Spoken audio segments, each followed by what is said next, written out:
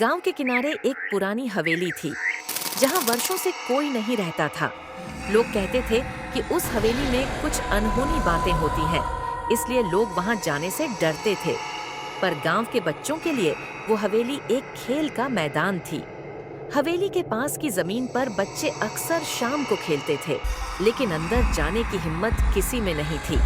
राधा, एक प्यारी और मासूम लड़की, अपने दोस्तों के साथ उसी हवेली के पास खेलती थी। उसका जन्मदिन आने वाला था और वह सोच रही थी कि इस बार कुछ खास किया जाए। उसने अपने दोस्तों से कहा, क्यों ना इस बार हम हवेली के अंदर जाकर मेरा जन्मदिन मनाएं? किसी ने कभी भी अंदर जाकर देखा नहीं है, हो सकता है वहाँ कुछ खजाना छिपा हो। सभी बच्चे डर गए, लेकिन राधा की बातों में कुछ अलग था। उसने उन्हें समझाया कि ये सब केवल कहानियां हैं और हवेली में कुछ भी डरावना नहीं होगा।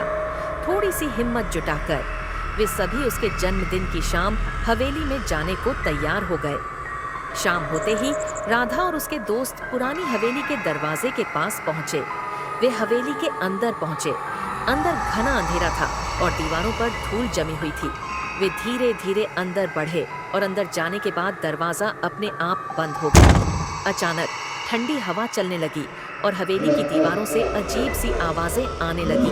सभी बच्चे घबरा गए, लेकिन राधा ने कहा, डरो मत, ये सिर्फ हवा है। वे हवेली के मुख्य हॉल में पहुंचे, जहां राधा ने केक निकाला और मोमबत्तियां जलाने लगी। जैसे ही उसने मोमबत्ती जलाई, एक अजीब सी छाया दीवार पर उभरी।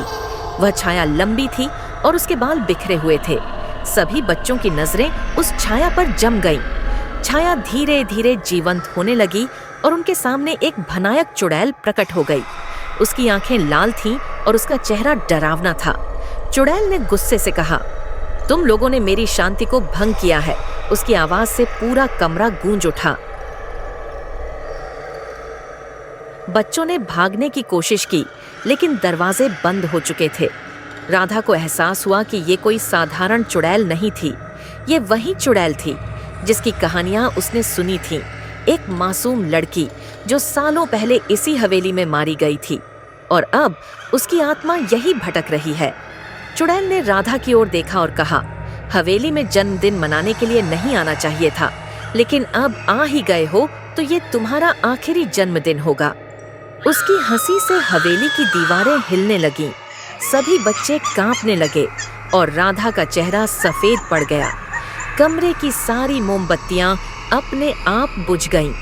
अब सिर्फ अंधकार और मौत का सन्नाटा था।